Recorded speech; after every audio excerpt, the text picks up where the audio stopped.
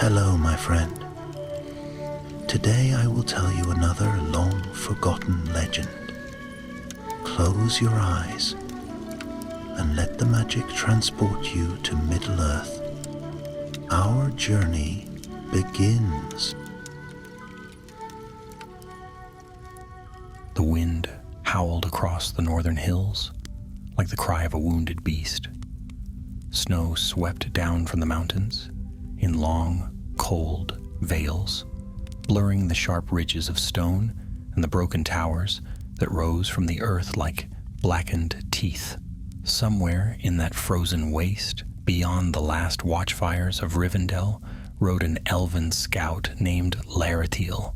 Her cloak was gray as the winter sky, her hood drawn low against the bitter cold. Beneath it, her eyes, clear and bright as river ice, searched the shadowed slopes ahead. She was not alone. 5 elves rode with her, silent and watchful, their horses treading lightly over the frost-hardened ground. They had come north at Elrond's bidding, sent to gather tidings of the Witch King of Angmar, whose power was growing once more in the far reaches of the world.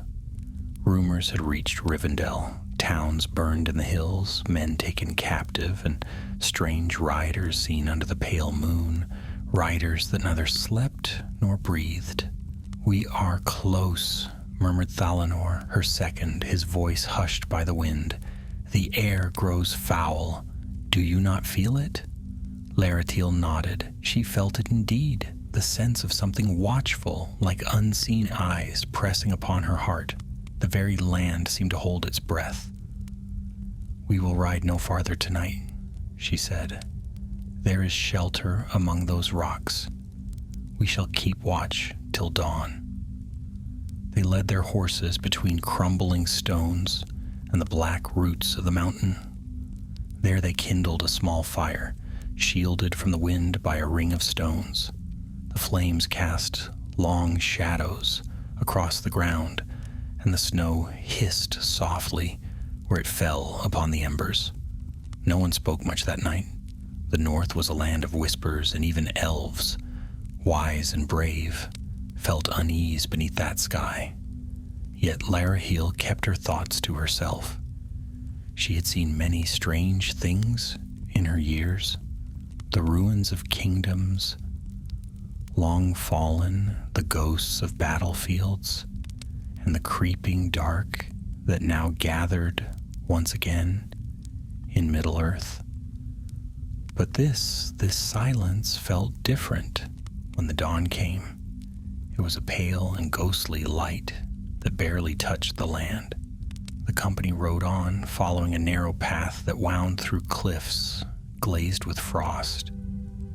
As they went, the wind died away, and the world seemed to hold no sound, save for the crunch of hooves on frozen earth. Then from the mists ahead came a sound that froze their hearts, the faint echo of iron striking iron. Laratiel raised her hand. The company halted. Out of the fog came a shape.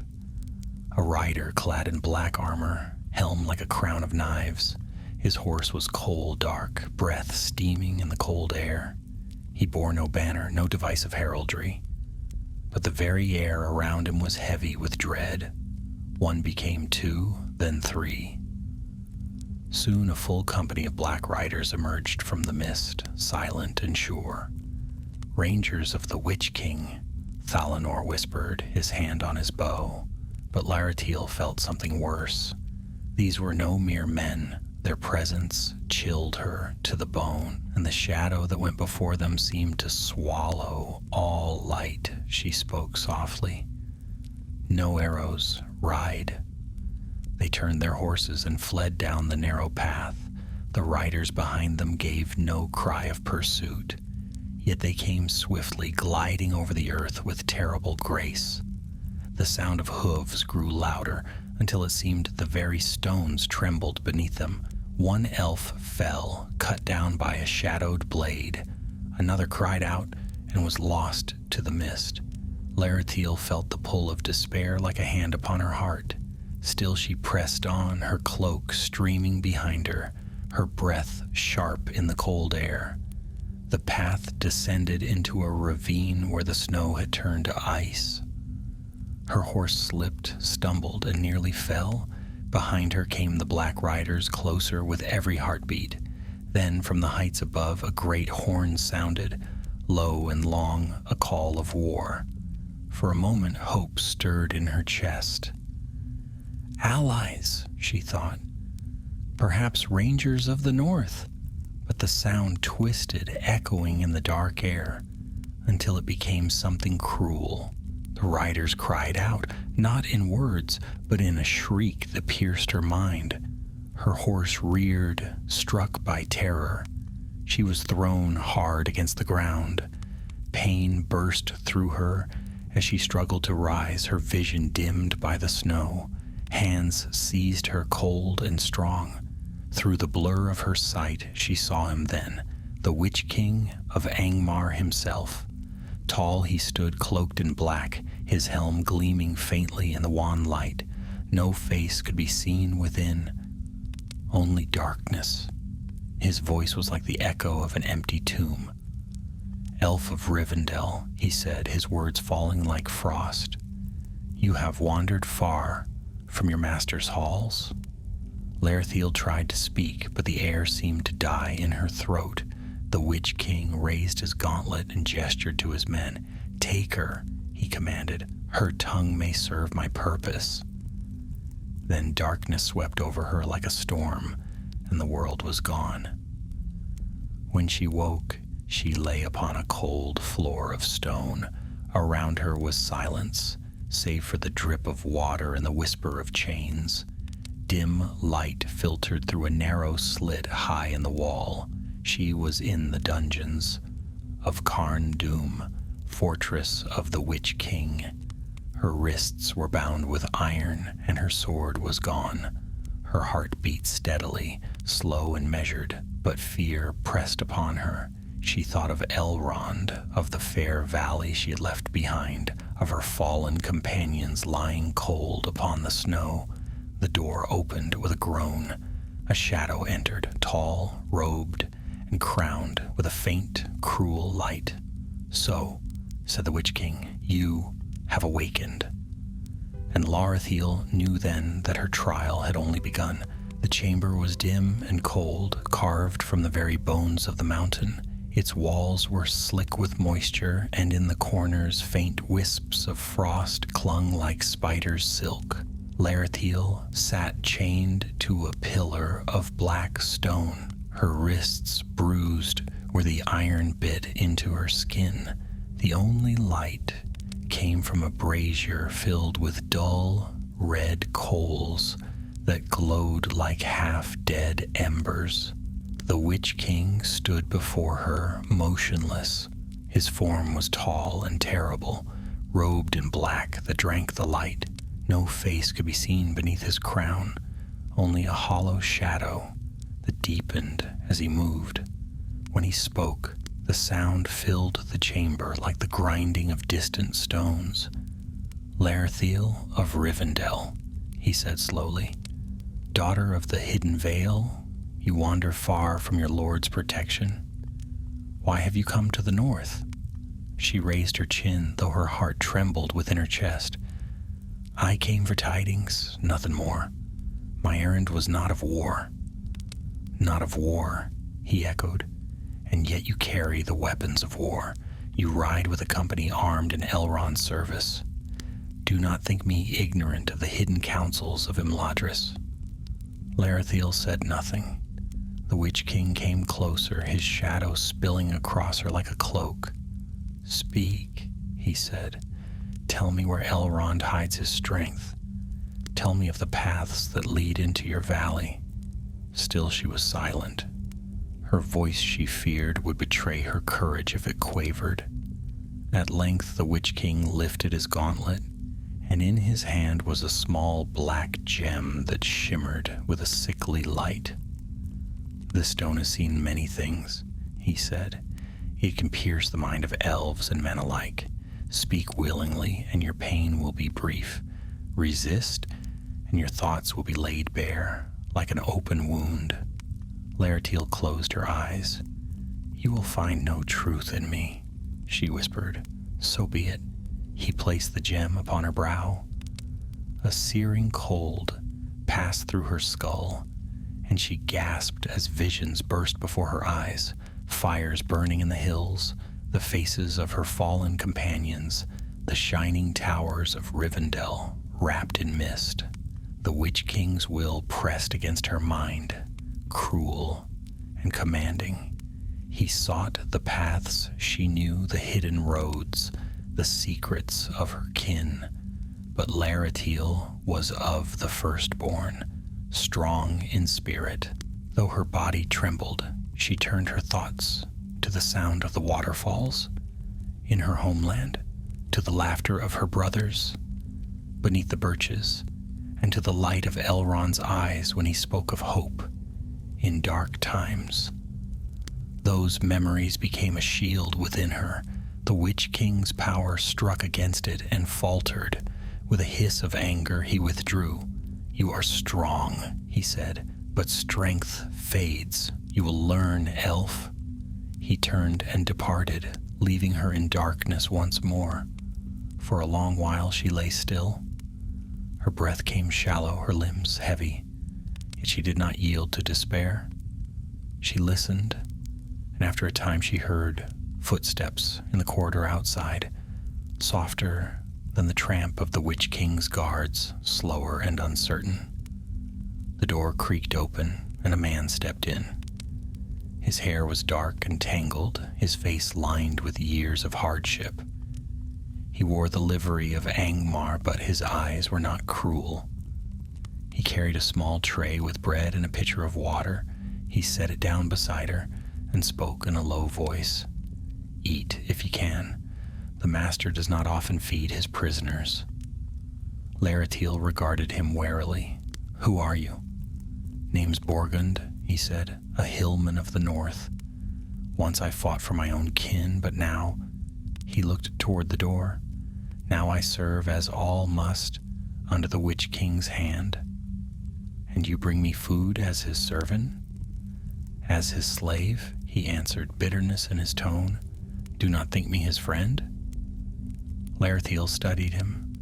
There was something in his manner, a flicker of pity, perhaps even defiance. "Why do you speak to me at all?" she asked. Borgund hesitated. "Because you are not like the others he brings here. The men of Arthedain. He breaks them quickly. But you endure. And I think perhaps there is still hope for you."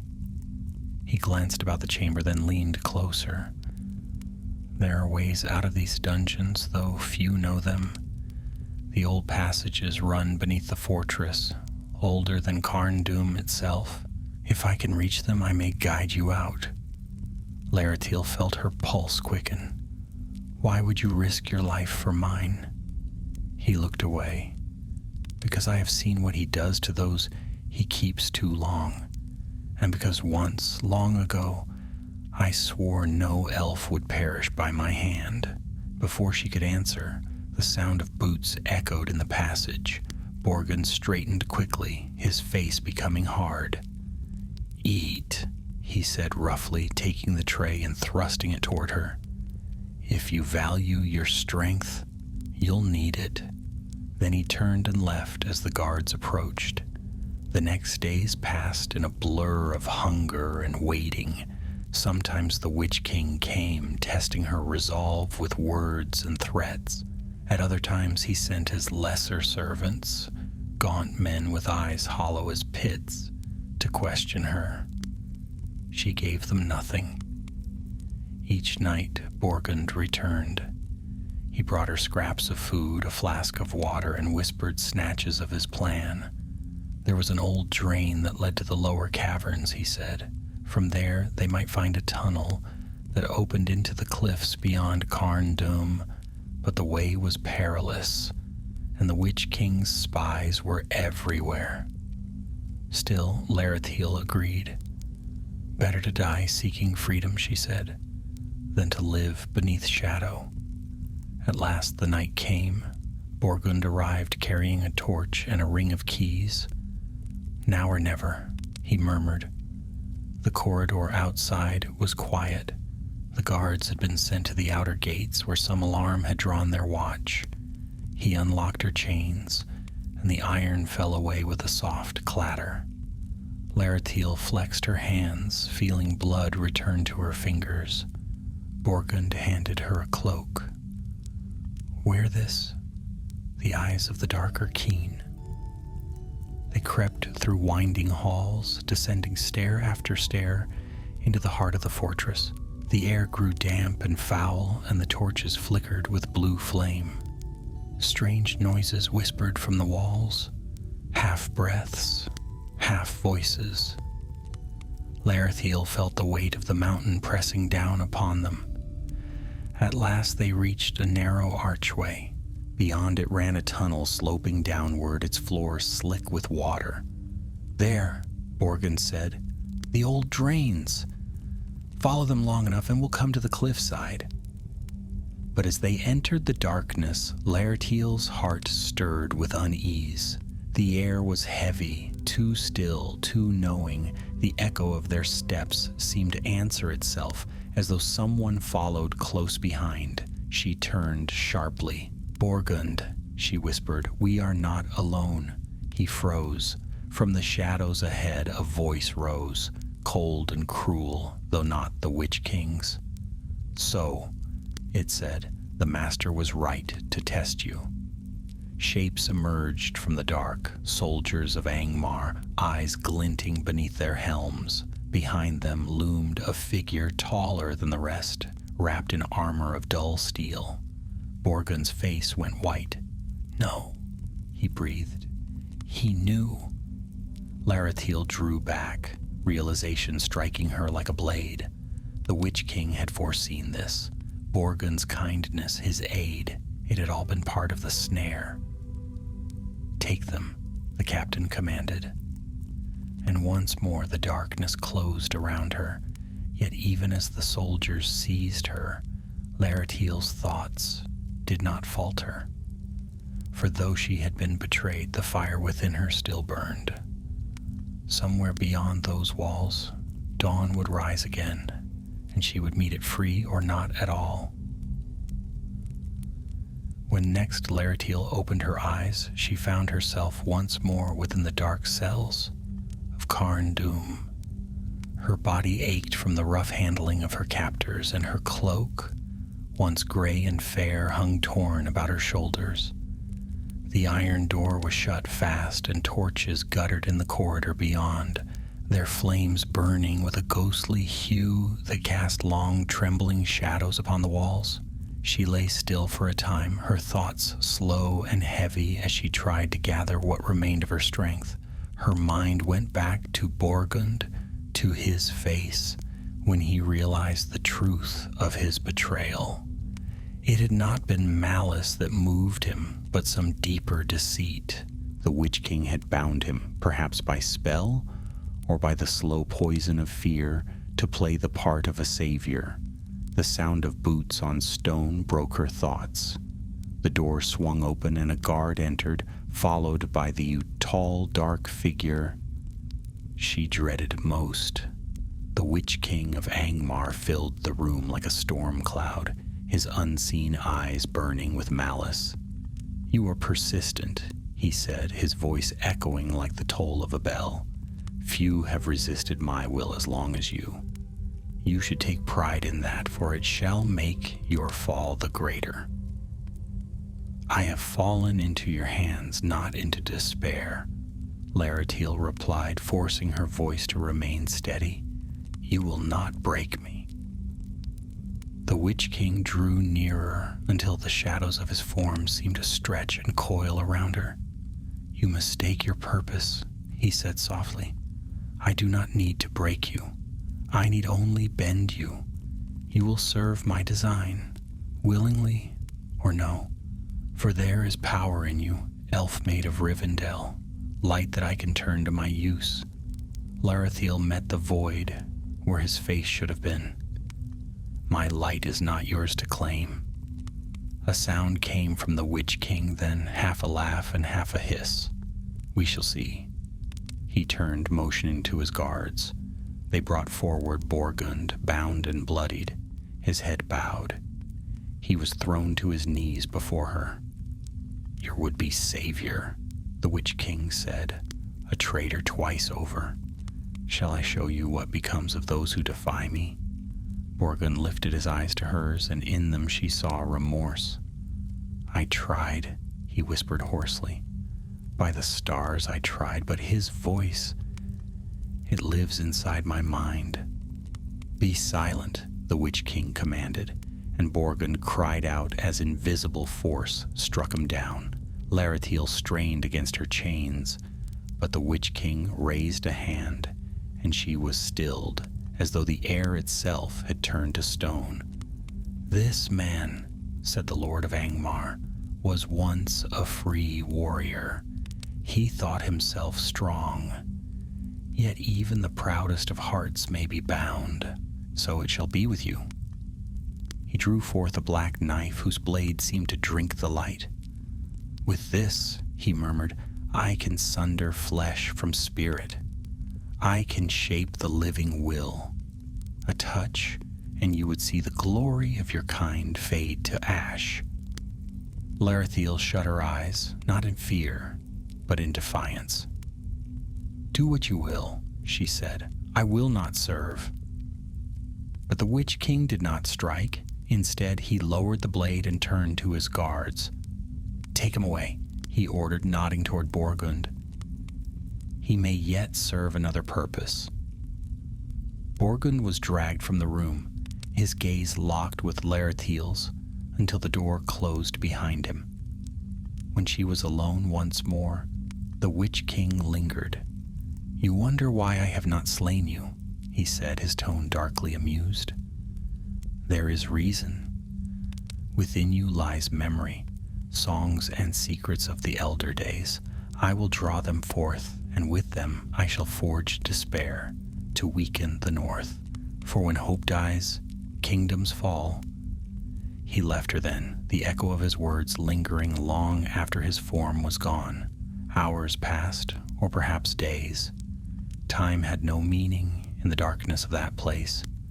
But in the silence, Laratiel felt something stir within her, a faint warmth, like the first light of dawn behind heavy clouds.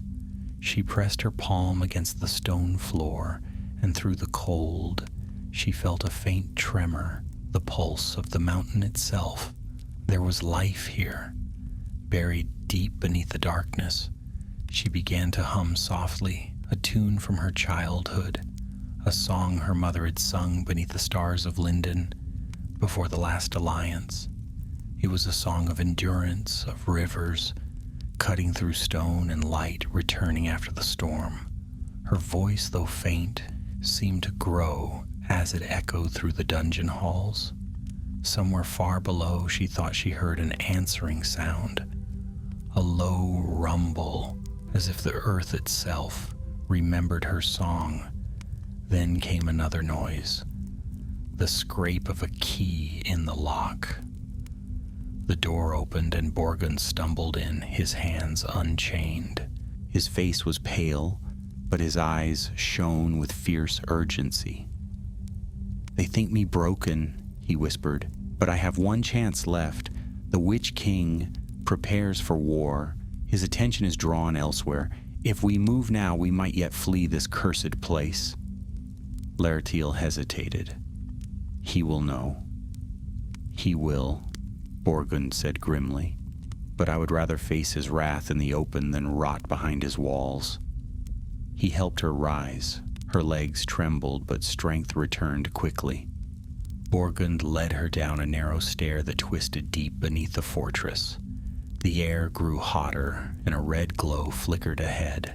They emerged into a great cavern lined with furnaces and forges where orcs labored over cruel weapons. The noise was deafening, the clash of hammers, the roar of fire. Moving swiftly among the shadows, Borgund guided her toward a side passage. Twice they narrowly avoided discovery, and once an orc crossed their path, but Borgun's dagger silenced the creature before it could raise an alarm. The tunnel beyond the forges was steep and rough. It led upward through cracks in the mountain's flank where cold air seeped in. Larathiel's heart pounded. Freedom lay somewhere ahead. Then a sound froze them both, the ring of steel and a voice that cut through the noise like a blade. "You flee again, child of Rivendell?" The Witch King stood at the far end of the passage, his crown glimmering faintly in the gloom. Behind him shadows took form, his wraith servants pale and eyeless. "Run!" Borgun shouted. He thrust Laertiel toward the opening above. "Go! I will hold him!" "No!" she cried, but already he had turned, raising his sword. It shone briefly in the red light before the Witch King's blade struck it aside. The sound was like thunder. Laertiel climbed, the stones cutting her hands, until the air turned cold and clean. She crawled through a narrow gap and out onto a high ledge overlooking the frozen waste. The moon was rising, silver and distant, and far off she could see the dim outline of the northern hills. Below, the mountain shuddered. A scream rose from within, a man's voice full of pain and defiance, and then was silenced. Laertiel pressed her forehead to the snow, tears freezing upon her lashes.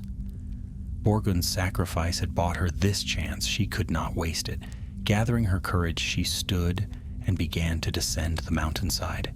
Behind her, Carn Dûm loomed like a black crown against the stars.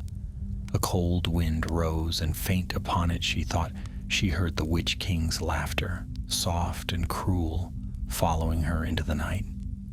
Still, she did not falter, for even as darkness gathered behind her, the first pale light of dawn touched the eastern peaks, and she knew that hope, though wounded, was not yet slain. The cold bit deep as Laertiel descended the slopes of Carn Dûm. Her breath rose in white plumes that vanished swiftly into the wind, and the snow stung her face like 1,000 needles. She had no cloak now, only torn rags and a thin tunic that clung to her like ice. Yet she did not stop. Every step carried her farther from the fortress of the Witch King, and that thought lent her strength. Behind her, the mountain brooded, black and silent. From its heights came no pursuit, not yet. But she knew the Witch King would not forget her defiance. His wrath, slow and terrible, would follow in time, for now she must flee and she must survive. She made her way through a ravine where the snow had gathered deep. The air was filled with the faint crack of frozen branches, the whisper of wind over stone. Once she heard the cry of a distant wolf and the answering howl of its pack. She gripped a broken shard of iron she'd taken from the dungeon floor, her only weapon, and pressed on. By noon, pale light filtered through the clouds. The storm had lessened, but the world was still gray and cold. Her limbs trembled from weariness, and her lips were cracked and bleeding. She came at last to a stream, half frozen beneath a crust of ice. Kneeling, she broke the surface and drank deeply, though the water was bitter and cold as death. As she rose, she heard the faint ring of metal behind her. She spun around, heart leaping. From between the trees stepped 3 men wrapped in cloaks of fur and leather. Their eyes were sharp, and their weapons, curved blades and spears, were well kept. "An elf," said the tallest, his voice wary, "and one far from home." Laerthiel's hand tightened around her shard of iron. "I mean you no harm." The man raised a hand, and his companions lowered their weapons slightly. "Few wanderers mean harm in these lands," he said grimly, "but harm finds them all the same. You are hunted, are you not? I escaped the dungeons of Carn Dûm, she said. If you are foes of the Witch King, then we share a cause. The men exchanged glances. We are of the hill folk, said the leader. Our kin were enslaved by his servants. Many of our people are gone. If you have escaped his grasp, then perhaps fortune has sent you to us. He stepped forward and offered his arm. I am Harthen, chief of what remains of my clan. Come, there is shelter not far from here. Laerthiel hesitated, but his gaze was steady and without deceit. She nodded and followed them through the forest until they came to a hollow among the rocks where smoke rose faintly from a hidden fire.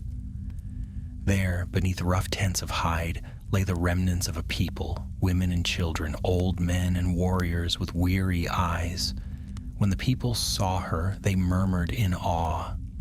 Few among them had ever seen an elf, and fewer still, one who came from the Witch King's stronghold alive. Harthen led her to the fire and offered her a cloak of fur. Rest and warm yourself. We have little food, but what we have is yours. She accepted with gratitude. The warmth of the fire seeped into her limbs, and for the first time in many days, she allowed herself to breathe deeply. You are brave to dwell so near Angmar, she said. Do you not fear his wrath? We fear it, Harthen admitted. But fear alone cannot drive us farther south. Our dead lie in these hills, and we will not abandon them. Still, we live as hunted beasts, and each winter takes more of us. Laerthiel's eyes softened. The Witch King's reach grows wide, but not endless. I have seen his fortress, his armies, and his captains. His strength is great, yet he bleeds his realm to feed his war. If word of this can reach Rivendell, Elrond will act. The mention of Rivendell, hope flickered among the listeners, yet Harthen frowned. You would travel south again? Through the wastes? It is death to go alone. I have no choice, she said. If the north is to be saved, someone must bear news of Angmar's power. I cannot let Borgund's sacrifice be in vain. The chief was silent for a moment. Then he said, I will give you a guide. My nephew, Elderic, young but swift and keen of sight. He knows the hidden passes. With him you may cross the plains unseen. That night, beneath a sky veiled in cloud, Laerthiel lay awake beside the fire. The sound of the wind reminded her of voices long lost. She thought of Borgund's last stand, of the courage that burned even within a mortal heart bound by darkness. She vowed she would see his death redeemed. When dawn came, she rose, her strength renewed. Elderic awaited her, tall and fair-haired, like many of the northern tribes. He carried a bow and a long knife at his belt. We move swiftly, he said, by night, when the Witch King's eyes are least upon the land. Come. They set out through the forest, moving southward under the cover of mist. Days passed in harsh silence. The land grew wilder, the snow giving way to gray moors and frozen rivers. Sometimes they found traces of war, ruined towers, burnt villages, the bones of men and beasts left to the crows. Each sight hardened Laerthiel's resolve. On the third night, as they camped beside a hollow stream bed, Elderic spoke softly. You have seen him, the Lord of Angmar. Tell me, what is he truly? Laerthiel stared into the fire. He is not as other men. His flesh may once have been mortal, but his spirit is bound to darkness. His will commands shadows, and his presence devours hope. Yet, she hesitated. Yet he fears something still. I saw it in his bearing, the memory of ancient defeat. There is power in the light that once smote him. It may do so again. Elderic nodded slowly. Then perhaps the old songs speak true. The Dunedain still fight in secret. If we can find them, they might carry your message. Larathiel's heart stirred at the name of the Dunedain, those scattered heirs of Numenor who still guarded the north. If fortune favors us, she said, we may reach them before winter's end. But fate is seldom kind. 2 nights later, as they crossed a narrow pass between the hills, the air changed. A chill deeper than mere cold crept over them, and the horses shied and snorted. The moon vanished behind a cloud, and a shadow moved across the sky. "Riders," Elderic hissed. "Angmar's scouts." From the east came the pounding of hooves, 6 black shapes moving swiftly, their forms wreathed in mist. Larathiel's blood froze. The Nazgul had found her trail. "Go!" she cried. They fled down the pass, the wind shrieking in their ears. Behind them came the echo of dread, no voices, only the whisper of death itself. Eldric turned his horse toward a ravine. "There!" he shouted. They plunged into the darkness, stones crashing beneath their hooves. Arrows hissed past them like serpents. One struck Eldric's arm, and he grunted in pain but did not falter. At last they reached a river choked with ice. "Cross," Larathiel urged. The water was swift and black, but she leapt from her horse and waded in. The current tore at her legs, numbing her limbs, yet she pressed on. Elderic followed, half stumbling. Behind them, the riders halted at the bank, their steeds rearing and shrieking. They dared not enter the water. From across the river, Larathiel turned back. The Nazgul stood upon the shore, their cloaks stirring in the wind. One raised its sword, and a voice like iron upon stone carried over the water. "You will not escape forever, elf. The Lord of Angmar remembers." Then the shadows withdrew, vanishing into the mist. Larathiel sank to her knees, trembling with exhaustion. Elderic bound his wounded arm and looked to her. "We live," he said. "Yes," she whispered, "but the hunt has begun anew." Above them, the clouds parted for a brief moment, and the stars shone through, cold, bright, and unyielding. Larathiel lifted her gaze to them and drew a long breath. "Let him remember," she murmured, "for I will remember too, and I will see his darkness broken." For many days they traveled southward, through wild and desolate lands where few living things dared to tread. The snows thinned, but the cold remained, biting as the breath of ghosts. The gray hills gave way to barren moors, scattered with the ruins of ancient watchtowers, long fallen to decay. It was a land that remembered war. Every stone seemed to whisper of battles lost and kings long forgotten. Elderic's wound had festered despite Larathiel's care. She bound it with strips torn from her cloak and sang soft words of healing in the elven tongue, but the shadow of the Witch King's poison lingered in the wound. His skin grew pale and his strength waned, yet he pressed on, grim and silent. They followed the line of the river south until the land rose again in a range of broken hills. There, in the hollow of a valley, they found an ancient ruin half buried in earth, a place of moss-grown walls and shattered columns. Faded carvings marked the stone, stars and crowns, the symbols of the Dunedain. "This was once a watchpost of Arnor," Larathiel said softly. "Perhaps even of Arthedain before its fall?" Eldric slumped against a stone. "Then we are not far from their lands." She looked about them. The place was still save for the sigh of the wind through the ruins, yet she felt no evil there, only the deep quiet of time. "Rest here," she said. "I will keep watch." She gathered what dry wood she could find and lit a small fire within the shelter of the walls. Its warmth was faint, but it kept the night at bay. Elderic soon slept, his breathing shallow. Larethiel sat beside him, gazing into the flames, her thoughts wandering far. She remembered the light of Imladris, the soft murmur of the Bruinen, the laughter of Elrond's household. How far away it all seemed now. The north was dying, its beauty consumed by cold and war, and yet even in this ruin there lingered a memory of nobler days, a reminder that hope, though buried, might still awaken.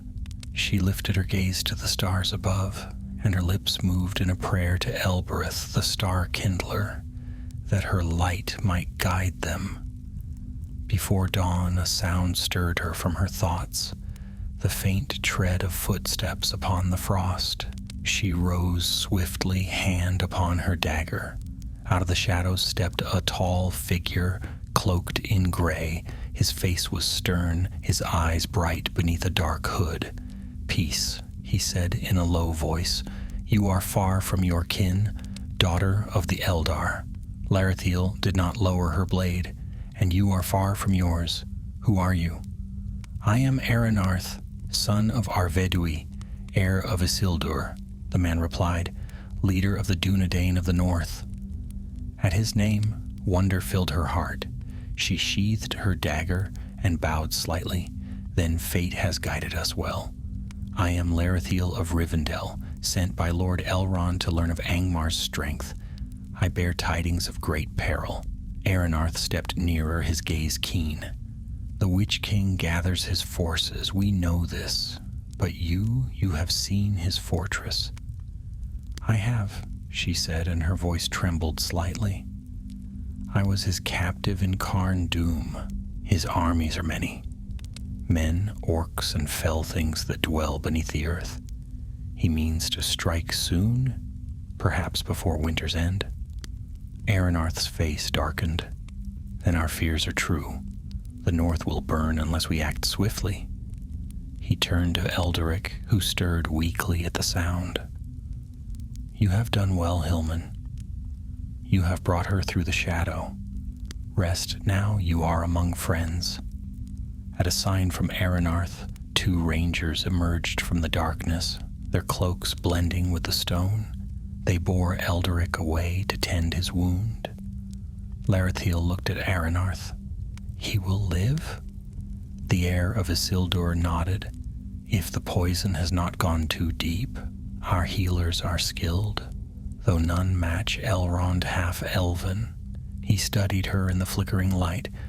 "You are brave to have endured the Witch King's dungeons. Few come forth from there alive." "I was aided," she said quietly, "by one who gave his life for my escape." Aranarth's expression softened. "Then his death shall not be in vain. You have done more than you know, for your knowledge may save the remnants of the North." Before she could reply, a horn sounded in the distance, low and mournful. Aranarth's head snapped up. "The scouts," he said. "Something moves in the east."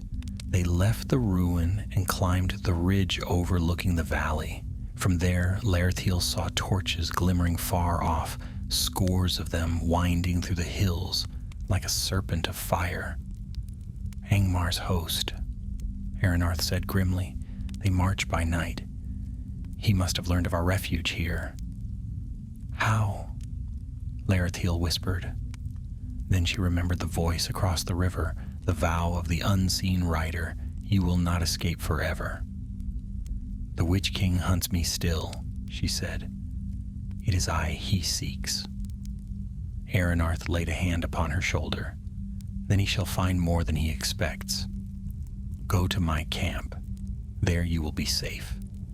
I will rally my men and meet his vanguard here. If we fall, take word to Elrond. Tell him the Dunedain will not yield while one sword remains." She looked upon him, seeing in his eyes the fire of the old kings of Númenor. "You cannot stand against him alone." "I do not stand alone," Aranarth said, and as he spoke, Horns answered across the hills, distant at first, then nearer. From every shadow came men clad in gray, their eyes bright beneath their hoods. The rangers of the north had come to war.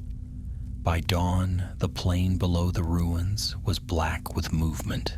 The armies of Angmar marched beneath banners of red and iron, and their drums beat like thunder. Orcs, trolls, and men of the east filled the field. Above them all rode a dark figure on a black horse, the Witch King himself. From the ridge, Aronarth raised his sword, its blade gleaming in the cold light. "For Arnor!" he cried, and the rangers answered with one voice. Larethiel watched as they charged down the slope, their battle cry echoing across the valley. Arrows sang, steel clashed, and the air filled with the roar of war. She turned away, heart-torn. Duty urged her to flee south with her message, yet her soul could not abandon those who fought below. She drew the short blade she had taken from the ruins and whispered, "Forgive me, Lord Elrond." Then she ran down the hill toward the fray. The battle raged fierce and terrible. The Witch King's power was great. Wherever he rode, fear followed. Men fled before his shadow, their courage withering. But Aronarth fought like the heroes of old, and the rangers stood their ground, though outnumbered 10-1. Larethiel reached the edge of the battle and loosed arrows with swift precision, each one finding its mark. When her quiver was empty, she took up a fallen spear and pressed forward beside the Dunedain. As the sun climbed, the tide of battle turned. The Witch King himself rode into their midst, his black sword flaming with sorcery.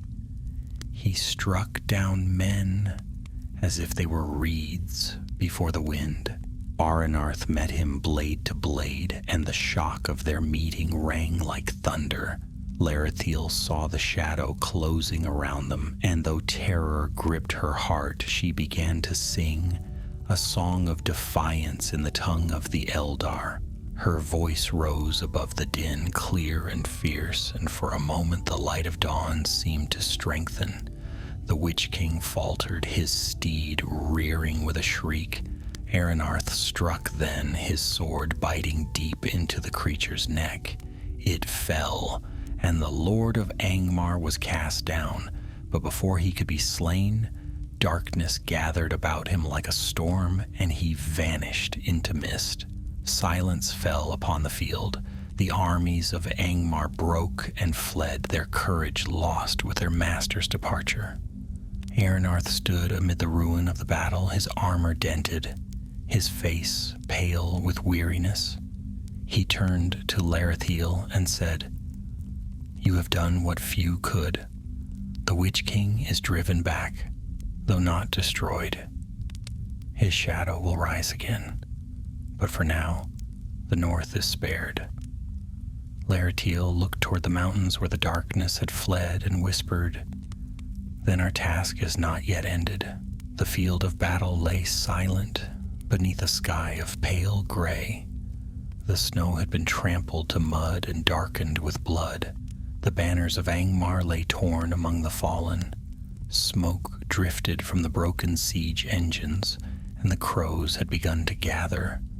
The wind carried the scent of iron and ash, mingled with the cries of the wounded. Larethiel walked among the dead, her cloak torn, her hands stained. The song she had sung in battle still echoed faintly in her mind, but now it felt hollow and distant. She moved from one man to the next, binding wounds where she could, offering water to those whose breath still stirred. Many she could not save. At last she came to Elderic, lying upon a slope where he had fallen. His face was pale yet peaceful, and his hand still clutched the hilt of his broken knife. She knelt beside him, tears slipping silently down her cheeks. Your courage carried me farther than I could have gone alone, she whispered. Sleep now. Beneath the sky you fought to free. She rose slowly, her heart heavy with grief and weariness. Across the field, she saw Aranarth standing amid the ruins, his sword resting point down in the earth. The morning light caught upon the edge of his blade and glimmered faintly like a last flame refusing to die. He turned as she approached. "It is done," he said, his voice low. "The Witch King's host is scattered. Those who live flee north to Carndum. For a time at least the north is free. But he yet lives," Larathiel said. "He cannot be slain by mortal hands. He will rise again." Aranarth nodded grimly. "Aye, and when he does, we will stand against him again. But for now, our duty is to the living." He looked out across the valley where his men tended the wounded and gathered their dead. "We will make camp here and burn the fallen of Angmar. The rest we will bury with honor." Larathiel helped as she could, though her body trembled with exhaustion. By evening, the pyres were lit. Fire consumed the bodies of their enemies, and sparks rose into the darkening sky like stars born of flame. The Dunedain stood in silence as the smoke drifted eastward toward the mountains.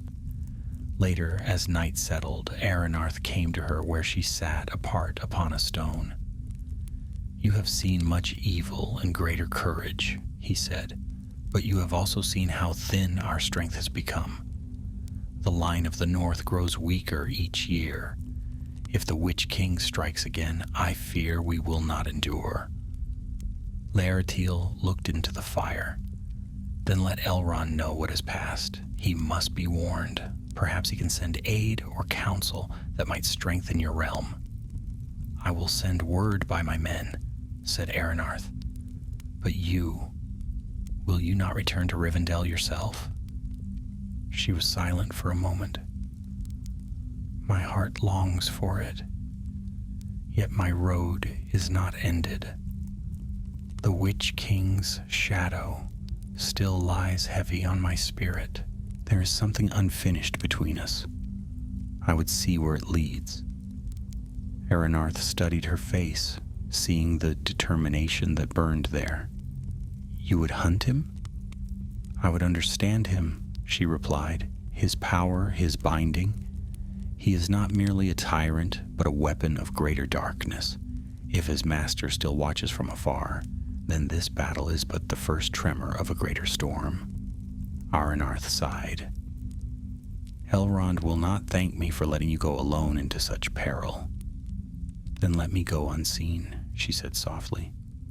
"I will leave before dawn." The ranger smiled faintly, though sorrow lingered in his eyes. "Then may the stars light your path, daughter of Rivendell." When dawn came, the camp still slept. Larathiel wrapped herself in a gray cloak taken from one of the fallen rangers and set her face northward once more. The wind was sharp, carrying the faint scent of smoke and snow. She did not look back. The journey was hard, the land was scarred by war, and the tracks of the fleeing enemy cut deep into the frozen soil. Days passed without rest. Once she crossed the bones of a burned village where the dead lay unburied, their shadows long beneath the moon. Another time she found a single orc, wandering wounded and mad, and she slew it swiftly, its blood black upon the snow. Each step drew her nearer to the mountains of Angmar, where the Witch King brooded within his fortress. She moved like a ghost through the wastelands, unseen and unheard. The sky grew darker the closer she came, the air thick with the smell of ash and the whisper of unseen wings. On the seventh night, as she rested within the hollow of a stone, she dreamt. In her dream, she stood once more in the hall of Carndum. The Witch King sat upon his throne, his helm gleaming like a starless crown. "Why do you follow me?" daughter of the light?" he asked, his voice echoing through the darkness. "To end your shadow," she replied. "Can you end that which was never born?" he said. "You chase a ghost, not a man. You cannot kill what is bound to death already." Then she saw his hand reach out, and within it burned a shard of black fire. "You are not unlike me," he said. "You too have been touched by the darkness you defy. You have seen it and carry its mark." She tried to turn away, but his voice followed. "The more you fight the shadow, the more it knows you. Beware, elf of Rivendell, lest your light fade in the struggle." She woke with a cry, her body cold with sweat. The night was still. Only the wind moaned through the crags. Yet she felt a presence lingering in the dark, a weight upon her heart. At dawn she came upon a narrow pass that led into the mountains. From there, she could see the ruins of Carn Dûm, half shrouded in cloud and smoke. The fortress had been wounded by the battle, but it still stood proud and black against the pale sky. Laratiel knelt upon the ridge, her eyes fixed upon it. "Once more," she murmured, "once more, into the heart of shadow." She descended the slope cautiously, keeping to the rocks. At the edge of the plain, she found the remnants of Angmar's army, ragged orcs and wild men gathering under the whip of their captains. The Witch King was not among them, but his power hung over the camp like a veil. That night, hidden among the stones, she watched their fires and heard their murmured talk. They spoke of defeat and of their master's rage. One orc said the Witch King had returned to Carn Dûm wounded by a blade of the west, his form flickering like a flame in the wind. Hope stirred within her. Perhaps he was weakened. Perhaps this was the moment fate had granted her. When the moon rose high, she slipped down from her hiding place and made her way toward the fortress once more. The gates of Carn Dûm loomed before her, vast and broken, their iron scorched by fire. She passed unseen through the ruins, guided by memory and instinct. At last, she came to the same dark hall where once she had stood in chains.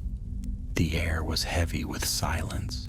The throne of the Witch King stood empty, yet upon it lay his crown, black and gleaming with faint cold light. Laratiel stepped forward, her heart pounding. The crown seemed to breathe, as if alive. Shadows stirred about it. She reached out her hand, and a whisper filled the air. "You return," the voice said, "then your fate is sealed." The darkness gathered, and the Witch King rose once more from the void, tall and terrible, his form woven of shadow and malice. The crown lifted and settled upon his brow. Laratiel drew her blade, its edge shining pale in the gloom. "This ends here," she said. "Nothing ends," the Witch King replied, "only changes form." Their battle began. The hall of Carn Dûm trembled as their blades met. A sound like thunder rolled through the black stone, and the torches along the walls guttered as if afraid.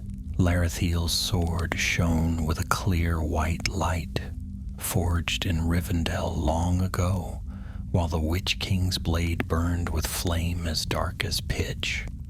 When they struck, shadow met starlight, and sparks of both night and day flared in the air. Larathiel moved swiftly, her feet barely touching the ground. Each stroke of her sword sang like a silver harp string. But the Witch King was relentless. He struck with the weight of ages, each blow a storm of fury that drove her backward across the cold floor. "Do you think you can prevail, elf?" he said, his voice like iron grating upon stone. "The line of your people is fading. Even now, the light of the firstborn wanes. Then I will burn what light remains, Larathiel answered, parrying a crushing blow, and it shall blind you before it dies. The Witch King laughed, a hollow sound that shook the air. So proud, so foolish, you know nothing of the power that holds me. I am no longer bound to flesh, no longer ruled by fear or pain. I am will made darkness. He swept his sword in a wide arc. Larathiel leapt aside, and the blade struck the pillar behind her. Stone split and fell in a rain of dust. She lunged forward, thrusting at the gap beneath his guard, and her blade pierced his cloak. For an instant there was resistance, as if she had struck something that was and was not there. And then black flame burst from the wound. The Witch King recoiled, his form flickering like smoke in a high wind. "You dare?" he hissed. "I do," she said, and drove her blade forward again. But before the strike could land, he vanished. The hall plunged into silence. The torches were extinguished, and only her sword cast light, faint and trembling. Then the voice came again, not from one place, but from all around her. "Do you think you fight me here, in this hall of stone? Foolish child, you fight me in your own mind." Darkness gathered at her feet, crawling up her legs like mist. The floor seemed to dissolve beneath her, and she was falling through endless shadow. When the world steadied again, she stood, not in the fortress, but in a wide plain beneath a blood-red sky. Around her stretched fields of ash and ruin, the bones of mountains, the wreckage of 1,000 forgotten wars. "This," said the Witch King's voice, now vast and echoing, "is my realm, the reflection of all that has fallen. Here all things end." He appeared before her, taller and more terrible than before, his crown blazing with sickly fire. "Here you will learn what it means to defy the Nine." Larathiel's heart faltered, but she raised her blade. "If this is the realm of endings," she said, "then let it end with you." They clashed once more. In this dream realm, their battle was a storm of shadow and light. Every strike tore the sky, every step shook the ground. She felt the weight of despair pressing down upon her, the power that had broken kingdoms and enslaved kings. Yet still she fought. Memories flickered before her eyes, the towers of Rivendell shining in the sun, the laughter of her kin, the voice of Elrond speaking wisdom beside his hearth. Each memory was a shield against the shadow, but the Witch King's power grew. "You cannot kill me," he said, his voice now rising like thunder. "No living woman may strike me down. It is fated." Larathiel faltered. "Then what am I to do?" "Yield," he whispered, stepping closer. "Serve me. You have seen my strength. You have felt the decay of your kind. Join me, and I will grant you freedom from the fading of the world. You will endure as I endure." For a heartbeat, the world seemed to still. His words touched the deepest fear within her, the fear all elves bore, that their time was ending, that the world would move on without them. She saw in a flash the long years to come, when the lands of Middle-earth would belong to men, and the songs of the Eldar would be no more than faint echoes. The Witch King stretched out his hand. "Come, Larathiel, together we shall rule what remains. You need only surrender." She looked upon him and then upon the faint light of her sword, which still glimmered in her grasp. Slowly she shook her head. "No," she said, "we are not meant to rule what remains. We are meant to preserve what is still pure. And even if my kind fades, our light will not become your shadow." With that she drove her sword into the ground. A sound like a bell rang through the air. The light spread from the blade, running through the cracks of the plain like veins of fire. The Witch King cried out, his form twisting and unraveling. "What have you done?" Larathiel's voice rose clear and fierce. "I do not need to kill you, Lord of Angmar. I need only banish you." The light burst upward, tearing through the red sky. The world of ash and ruin shuddered, and the Witch King's scream filled the air. Then all was consumed in radiance. When Larathiel opened her eyes again, she was lying upon the cold stones of the hall. Her sword still glowed faintly beside her, though its light was fading. The Witch King was gone. His throne stood empty, the crown lying broken upon the floor. She staggered to her feet. Her body ached as if she had fought for 1,000 years. The walls of Carn-dûm were cracking, dust falling from the ceiling. The mountain itself seemed to groan, its power undone. She turned toward the gates and began to run. Behind her, the fortress trembled. Arches fell, towers split, and fire leapt from the depths. As she crossed the threshold, the great doors collapsed in a roar of stone and flame. She did not stop until she stood upon the plain, breathing the cold air of the north. The sky was pale now, the first light of dawn breaking through the clouds.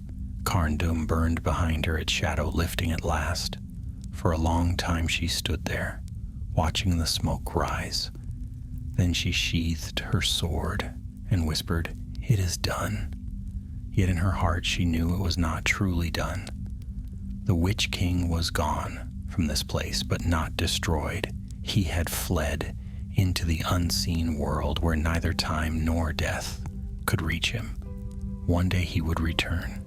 Still, for that brief moment, the north was free of his shadow.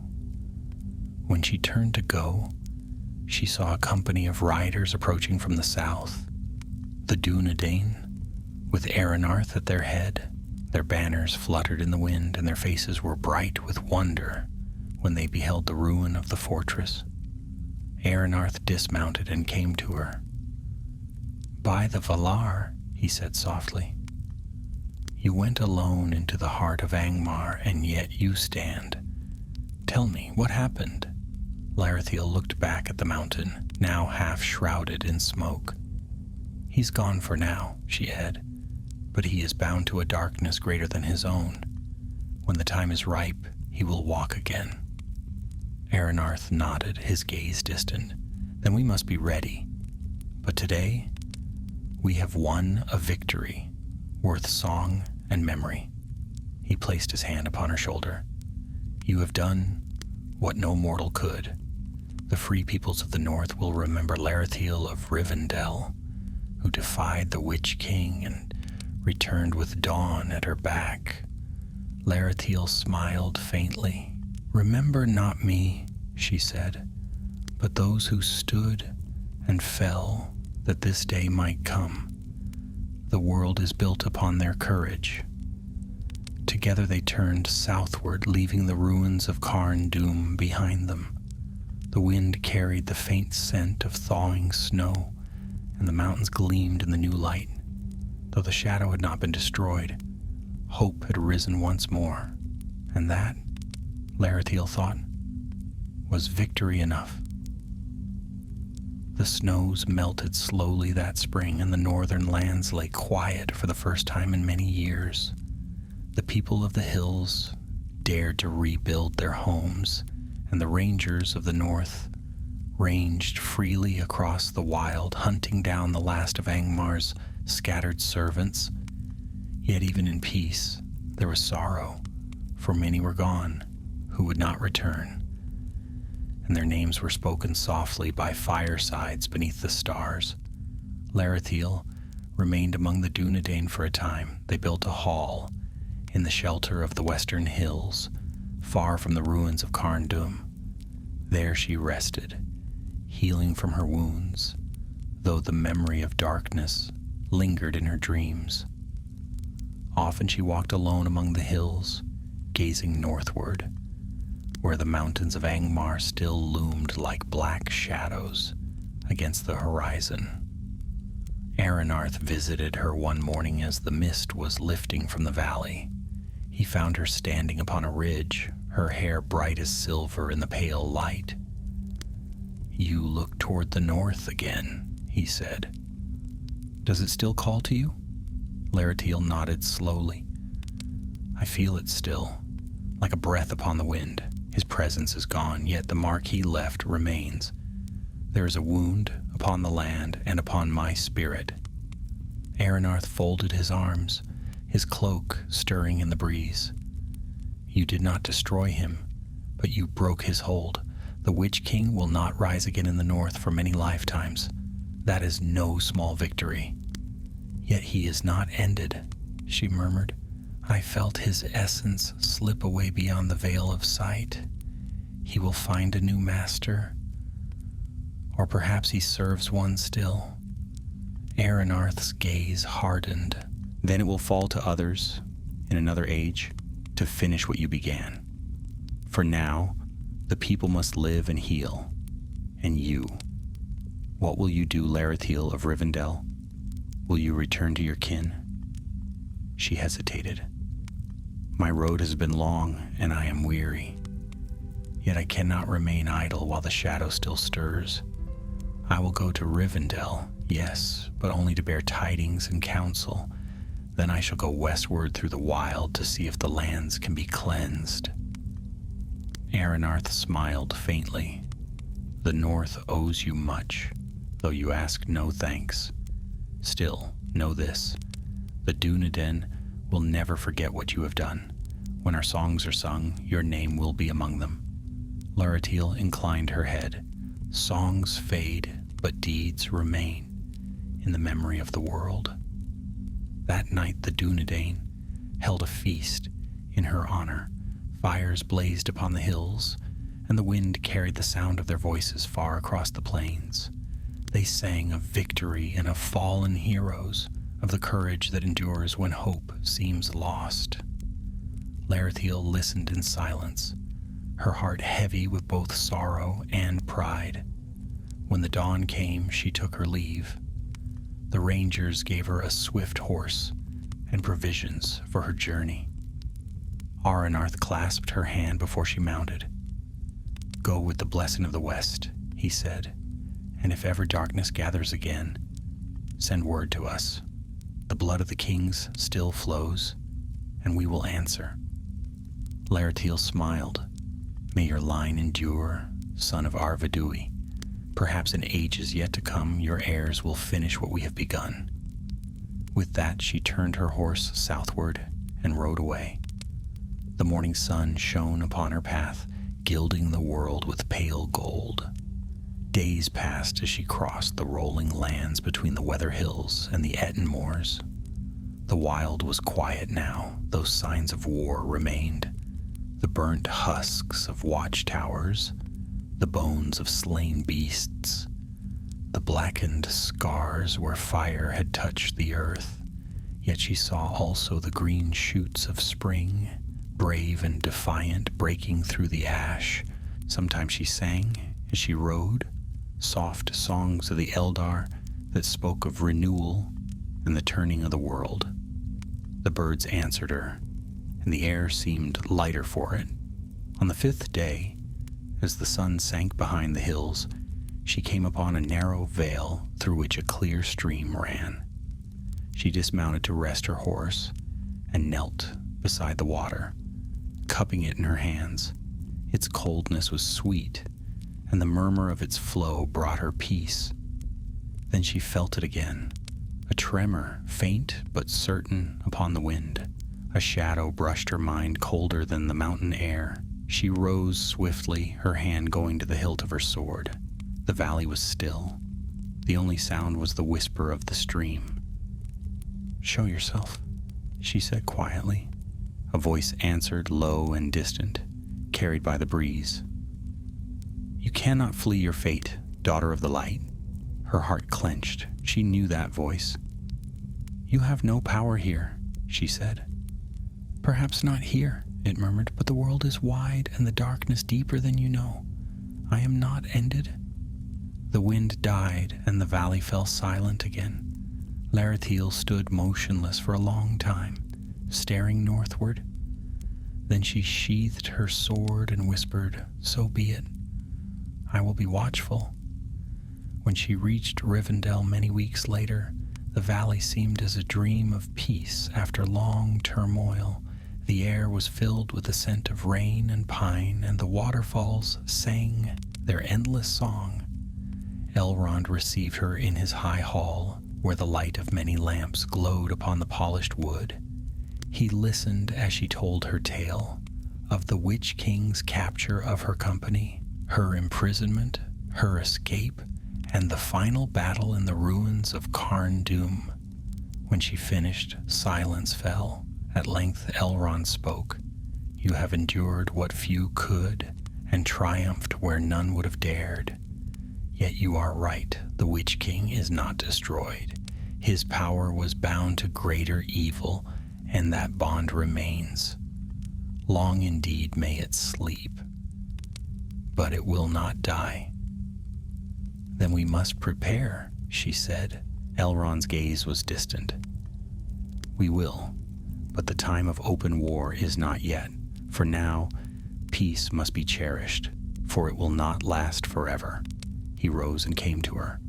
"You have done what was beyond hope, Larathiel. Take your rest here, among your kin. Let the wounds of body and spirit heal. The world will call for your courage again, but not yet." She bowed her head. "I will rest," she said, "but I will not forget." And so she remained in Rivendell through the turning of seasons. The scars upon her heart began to mend, though she would wake some nights with the echo of a cold voice in her dreams. Yet as the years passed, the darkness in her memories grew fainter, replaced by the peace of the valley and the laughter of her people. Still, she often climbed the high terraces and looked north. On clear days, she thought she could see, far beyond the horizon, the ghostly peaks of Angmar rising in the haze. Sometimes she fancied she saw movement there, a shadow that watched but did not draw near. Then she would speak softly into the wind as if to an unseen foe. "I know you are not gone, but when you rise again, others will stand where I stood. The light does not die, it only waits." And the wind would answer with the sound of leaves stirring in the birches, gentle and eternal. Thus ended the tale of Larathiel's struggle in the north. Peace held for a time, though all who knew the lore of the world felt that it was only a pause before the next great shadow. The Witch King would return in another age, to meet his doom upon the fields of Gondor at last. But long before that day, the song of the captive elf was sung by firesides in many lands, a song of courage and of hope, of light, defying the long night. And so her name lived on, a whisper of starlight, in the memory of Middle-earth. Years rolled onward like the steady flow of the Bruinen, and though the shadow of Angmar was broken, whispers of unrest still moved through the northern wilds. The hills, where once the Witch King's armies had marched, lay quiet beneath grass and snow. But travelers spoke of strange lights upon the mountains, and of voices in the wind that were not the wind's own. Larathiel heard these tales in the halls of Rivendell as she sat among her kin, but she did not speak of them. Her hair was longer now, her gaze gentler, though the memory of flame and shadow never wholly left her eyes. She had found a kind of peace, yet it was the peace of watchfulness, of one who listens always for a far-off sound. Many who came to Rivendell sought counsel from Elrond, dwarves from the Blue Mountains, rangers of the north, and even wandering men from distant lands. Among them came tidings of a new stirring, dark creatures gathering in the high passes, and a nameless power whispering once more in the ruined places of Angmar. One evening, as the first stars kindled above the valley, Elrond called for Larethiel to walk with him beside the flowing river. The light of the lamps shimmered upon the water, and the air was filled with the scent of cedar and rain. "It has begun again," he said quietly. "The servants of shadow move once more. The peace we have known will not endure much longer." Larethiel's heart tightened. "You think the Witch King's will returns?" "His will," said Elrond, "was but the echo of another's. Yet echoes may awaken what lies sleeping. I fear that his spirit, though banished, has left a wound in the land, and through that wound, darkness seeps anew." She looked toward the north, where the mountains were dark silhouettes against the sky. "Then the task is not ended?" "No," Elrond said, "and perhaps it never shall be while evil endures in Arda, but others will bear the burden when our time fades. Already the Dunedain guard the wild once more, and the line of kings endures in secret." Larethiel was silent for a moment. "Aeronarth's sons," she said softly. "They will keep the north." "Aye," Elrond replied, "and though their power be small, their hearts are steadfast. Yet they will need hope and remembrance. That is your gift, Larethiel. Not the sword alone, but the keeping of light in dark places." She bowed her head. "Then I will keep it, though all else should fail." After that night she remained in Rivendell, but her heart turned often to the wild. Sometimes she would ride alone to the northern hills, where grass now grew over the bones of the slain. She would stand upon the ridges and feel the wind upon her face, listening for the faint tremor of old evil stirring beneath the earth. In time, word came to Rivendell that the last remnants of Angmar had gathered in the far north, beyond the ice bay of Foroshel. Led by captains who still whispered the Witch King's name, the Dunedain rode forth to drive them out, and Larethiel went with them. The journey was long and bitter. Winter gripped the land, and the wind from the north carried sleet and the cries of unseen things. But the rangers knew the land well, and under their guidance they moved swiftly through the frozen wild.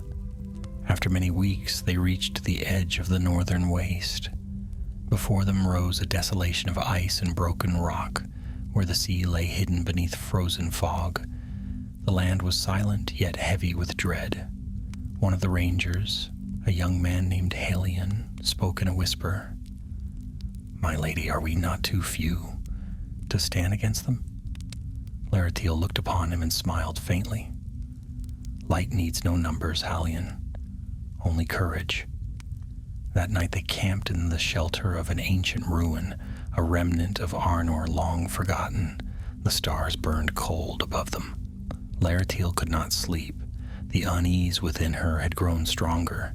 She rose and walked alone beyond the camp, her sword at her side. There, upon the edge of the ice, she saw it. A faint glow far across the plain, like a single fire, burning where no fire should be. She knelt and placed her hand upon the ground. The ice was trembling, and beneath it pulsed a deep, dark power. "The shadow," she whispered. "It breathes again." She hurried back to the camp and roused the others. Aeronarth's grandson, who led the company, listened as she told him what she had felt. "Then we strike at dawn," he said grimly. "If this evil grows unchecked, the north will never know peace."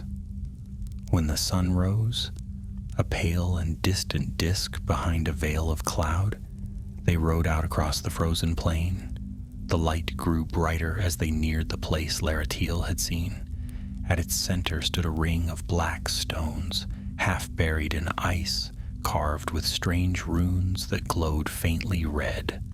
A low chanting filled the air, and figures moved among the stones, men in tattered armor, their faces pale and hollow. They were servants of the Witch King, bound still by his lingering will. At their center stood a great figure cloaked in shadow. His face was hidden, but his voice carried the weight of doom. "You cannot banish what was never born," he said, and at his gesture the runes upon the stones flared like living flame. Laratiel dismounted, her eyes bright with defiance. "You are but a shadow of a shadow," she said. "Return to the dark that birthed you." The figure laughed, a sound like breaking ice. "He lives in me," he said. "Through me he shall rise again. His spirit is not gone. It sleeps beneath the ice, waiting." At his words the ground shook and the ice split open. From the depths rose a wave of cold so fierce that it burned. The rangers drew their swords and battle was joined. Laratiel's blade shone like a star amid the storm. She struck down one after another of the wraith-like men, her song of war echoing through the air. The leader raised his hands, summoning darkness to strike her down, but she lifted her sword high, and its light flared brighter than before. "By the light of the west," she cried, "I cast you back."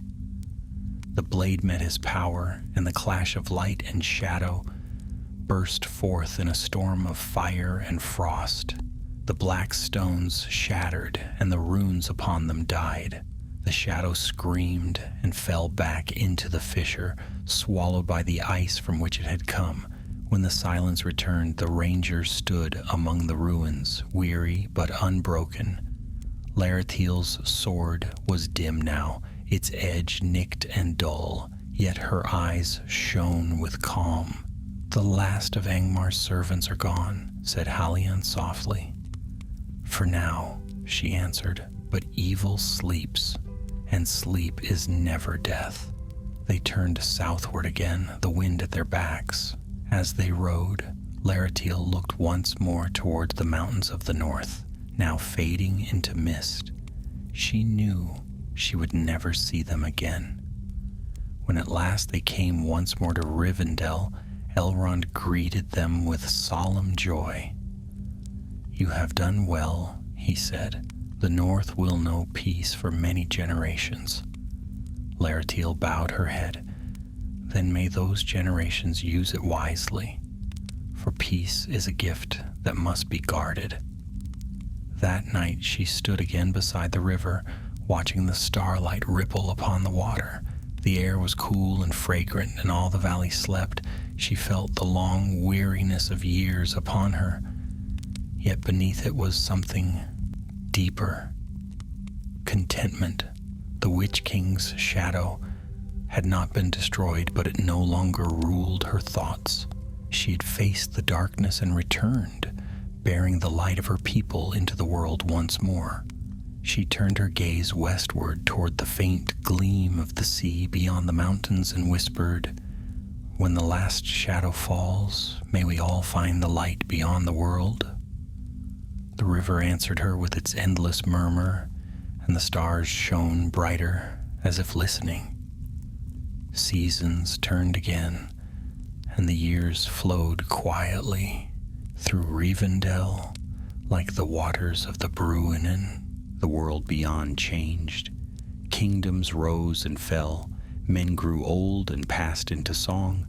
But within that hidden valley time walked softly. The trees grew taller, the air remained clear, and the stars above seemed always to shine with the same ageless light. Laratiel dwelt there still, though her heart was not wholly at rest. The shadows that had haunted her dreams were fainter now, but sometimes, in the deep watches of the night, she would wake to the whisper of a distant voice, the echo of the Witch King's laughter, cold and faint as the rustle of dry leaves. Then she would rise and walk beneath the trees until dawn, seeking peace in the sound of the river. Elrond saw this and spoke gently to her one morning as they walked in the gardens where Eleanor and Nifredil bloomed. "You are troubled still, though the north is healed. What holds you so?" Larathiel looked toward the east, where the mountains rose blue against the light. "It is not fear," she said. "It is remembrance. I have seen what darkness can do to the hearts of men and elves alike. I wonder how long light may endure when the shadow grows patient." Elrond smiled, though there was sorrow in his eyes.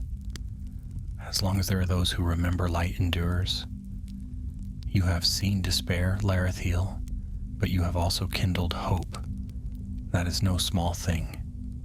She bowed her head. "And yet I feel the time of our people drawing to its end. The songs grow fewer. Even the stars seem farther away." Elrond's gaze drifted toward the west. "That end will come, but not yet. The world still has need of the Eldar's memory. There will be one last struggle before the final fading, and though you may not live to see it, your deeds have shaped the path toward it." His words lingered in her heart long after he had gone. That evening, Larathiel climbed the high terraces above Rivendell, where the winds of the mountains blew cold and pure. From there she could see far to the north, where the shadow had once lain thickest. The land was fair again, green and gold beneath the sun. Yet she felt no triumph, only the quiet weight of knowledge that peace is never eternal, but always a breath between storms. In the years that followed, many travelers came through Rivendell, bearing tidings from the wide world. Some were rangers of the north, descendants of Aranarth, proud yet weary men who kept their watch in secret. Others were wanderers from distant realms, men of Gondor, dwarves from Erebor, and elves passing westward to the sea. All spoke of a slow darkening, of whispers in the east, and of a name half forgotten, rising once more in fear, the name of the great enemy whom the Witch King had served. When Larathiel heard it, she felt a chill like winter touch her soul. "So it begins again," she said softly. "The shadow gathers its scattered limbs." Still she did not falter. She went among the young of her kindred, teaching them the lore of the elder days, the songs of resistance, the tales of endurance. They loved her for her gentleness, and many would linger by her side as she spoke of courage found in the darkest hour. To them she was no warrior, but a keeper of memory, the guardian of the flame that would not die. Yet in secret, she still bore her sword. Though its edge was dulled and its light long faded, she kept it polished and bright, for it was a part of her as much as her own heart. Sometimes she would draw it forth at dusk and gaze upon its blade, remembering the night she had faced the Lord of Angmar and seen his shadow undone. On a night of early autumn, when the air was sweet with falling leaves, a company of rangers arrived unannounced. Their leader, a tall man with keen gray eyes, bowed low before Elrond and Larathiel. "I am Arvidin, son of Halion," he said. "I bring tidings from the north. Strange things are stirring again in the ruins of Carn Dûm." Larathiel's heart quickened. "After all these years?" He nodded gravely. "There are lights upon the mountain and voices in the night. Some of our men who ventured near did not return. Those who did speak of whispers calling them by name." Elrond's brow darkened. "The dead should sleep. If they wake, it is a sign that the shadow's roots go deeper than we knew." Larathiel turned to Arvidin. "Take me there." He hesitated. My lady, the journey is perilous. You have done your part in ages past. Let the living bear this burden." "The living," she said, her voice soft but steady.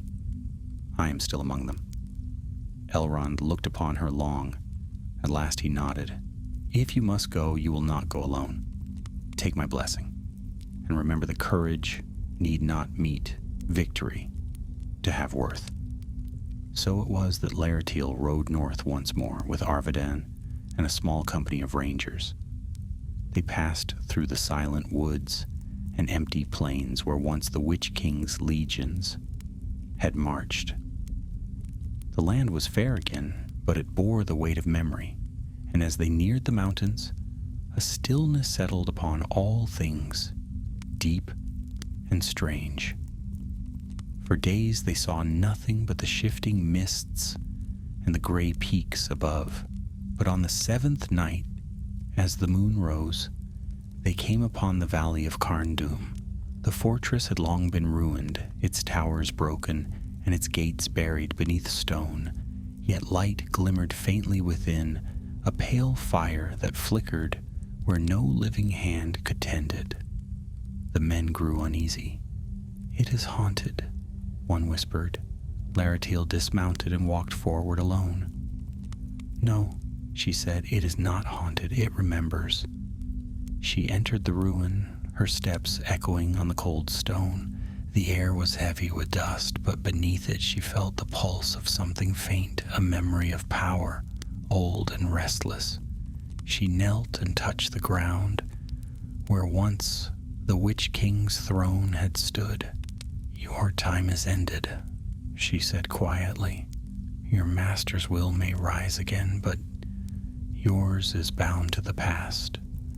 Rest now, and trouble the world no more." A sigh of wind moved through the broken hall. The pale fire wavered and went out. The air grew lighter, and the unease that had filled the place faded like smoke at sunrise. When she stepped outside, the rangers saw that her face was calm and bright, as though a burden long carried had at last been set down. "It is done," she said simply. "He will not stir again, not here." They rode south the next morning, and behind them the ruins of Carndum lay silent under the snow. When at last they reached Rivendell, Laratiel felt a deep peace settle over her. The years ahead would bring new wars and new heroes, but her part in the tale was ended. She would watch, she would remember, and when her time came, she would sail into the west, bearing with her the memory of all she had seen. The fire and the shadow, the song and the silence. That night, as she stood upon the terrace and looked toward the sea, she heard the faint cry of gulls upon the wind. The stars glimmered bright, and the river sang softly below. "Even darkness passes," she whispered, "and where light endures, there is no true end." And so she waited, content at last, while the world turned toward the next age of men, and the memory of her deeds became legend, a song woven into the long history of Middle-earth. In the waning years of the Third Age, Rivendell stood as it ever had, serene and hidden, a refuge of song and memory. The world beyond it grew restless. Kingdoms of men trembled beneath new powers rising in the east, and rumors spoke of a dark lord stirring once more in Mordor. Yet within the valley the air was still sweet, and the laughter of elves lingered beneath the trees. Laratiel, long healed in body, though touched forever by the shadow she had faced, walked often beside the river. Her hair was streaked now with silver, brighter than moonlight, and though time did not claim her as it claimed men, it had left its gentleness upon her face. She moved like one half in the present world, half already beyond it, her gaze often fixed on the western sky. Songs of her deeds had passed into legend. Among the rangers, she was called the Star of the North. for it was said that her light had led them through the last darkness of Angmar. Few among the new generation had seen her with their own eyes, but they spoke her name with reverence, as if invoking a blessing. On a morning of late autumn, Elrond came to her in the gardens. The trees were golden with falling leaves, and a thin mist lay over the river. "Larethiel," he said softly, "it is time." She turned to him, knowing what he meant without question. "The ships are ready, then?" "They are," he replied. "Círdan waits at the havens. Soon the straight road will open once more. Many of our kin have already departed. The age of men begins, and the days of the Eldar fade into memory." Larethiel's heart was calm, though sorrow stirred beneath her serenity. "So it comes at last," she murmured. "I have lingered long, perhaps too long, yet I would see this world once more before I go." Elrond smiled faintly. "Then walk it as you will, but linger not overmuch, for the sea calls, and its song grows stronger each day." She bowed her head. "I will not tarry." Thus Laertiel set out from Rivendell one final time. Her horse was white and swift, its mane like streaming foam, and upon its saddle hung her sword, though long unused.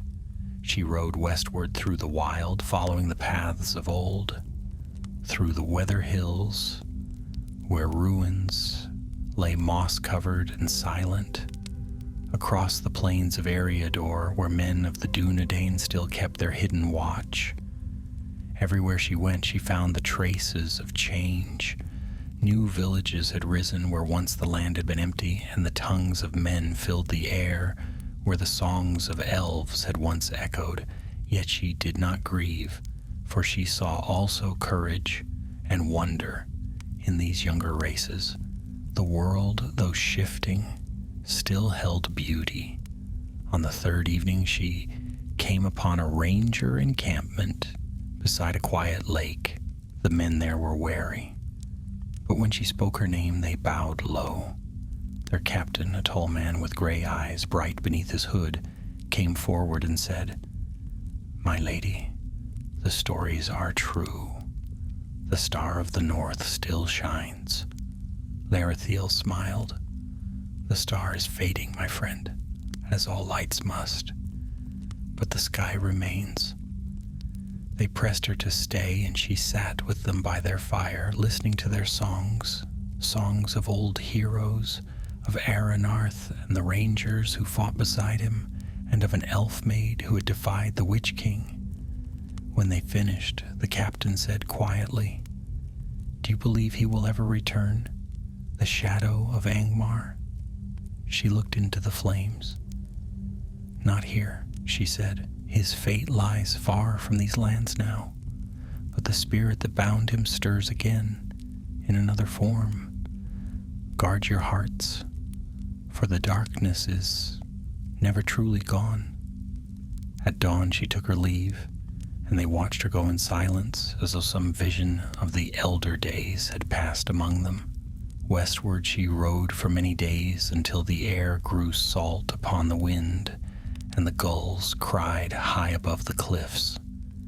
There she came to the gray havens, where the sea lay vast and shimmering beneath the pale sun. White ships lay anchored at the quays, their sails furled, their prows shaped like swan wings. The scent of the ocean filled the air, mingled with the faint sound of singing, songs of farewell in the ancient tongue of the Eldar.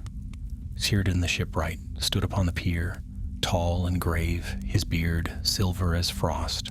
When he saw her, he bowed deeply. "Larethiel of Rivendell," he said, "your coming was foretold. The last ship waits, and the straight road is open." She dismounted and laid her hand upon her horse's neck. "Go now," she whispered, "run free in the lands of men. Your service is ended." The steed turned and galloped away across the dunes, vanishing into the distance. Círdan regarded her with gentle eyes. You have walked far in the world's twilight. Few among our people have seen so much of both light and shadow. Do you go with peace in your heart? I do, she said softly. Though I leave much behind, I have seen the world mended by those who will inherit it. The light endures in ways we cannot foresee. He nodded. Then come. The tide will not wait. Larethiel followed him to the waiting ship. The plank creaked beneath her feet, and as she stepped aboard, the wind caught her hair, lifting it like a banner of silver. The crew, elves of Linden, fair and silent, loosed the ropes. The sails filled, and the ship glided from the harbor, cutting smoothly through the calm waters. As the shores of Middle-earth began to fall away, Larethiel stood at the prow, her eyes fixed upon the west. The cry of gulls faded, and a hush fell over the sea. The wind smelled of rain and stars, and a faint path of light stretched before them across the waves, a shimmer that led beyond sight, beyond the circles of the world. She turned once, looking back. The land was a haze of green and gold upon the horizon, and for a moment she thought she saw the distant peaks of the misty mountains, the forests of Imladris, and the far north where snow still gleamed. Then all faded into mist. She whispered, "Farewell, Middle-earth. May your song be long and brave." As she faced forward again, a calm came over her, deep and clear as moonlight on still water. She felt the burden of years lift from her heart. The sea whispered around her, and the stars above grew brighter until they seemed to shine through her very being. Then the light upon the waves deepened, and the ship began to rise, as though borne by unseen hands. The air grew warm and sweet, filled with the scent of unfallen flowers. A glow shone on the horizon, not of dawn, but of something beyond dawn, a white radiance, pure and gentle. Círdan's voice came softly behind her. "Behold, Larethiel, the undying lands." Tears shone in her eyes. "So fair," she murmured, "and yet somehow familiar." "For all light returns to its source," he said. And as the ship sailed into that brightness, Larethiel felt the sea and sky melt into one endless harmony. Her last thought before the light claimed her was of the north, and of the promise she had once spoken, that even when darkness falls, the light endures. So passed Larethiel of Rivendell, the captive elf who defied the Witch King, into the west. Her name faded from the tongues of men, yet her memory lived on in the hidden songs of the Dunedain, and in the starlit dreams of those who still remembered the elder days. And in the far north, where the snows never melted, the wind sometimes carried a faint voice through the mountains, a voice soft as silver, singing of hope, unending.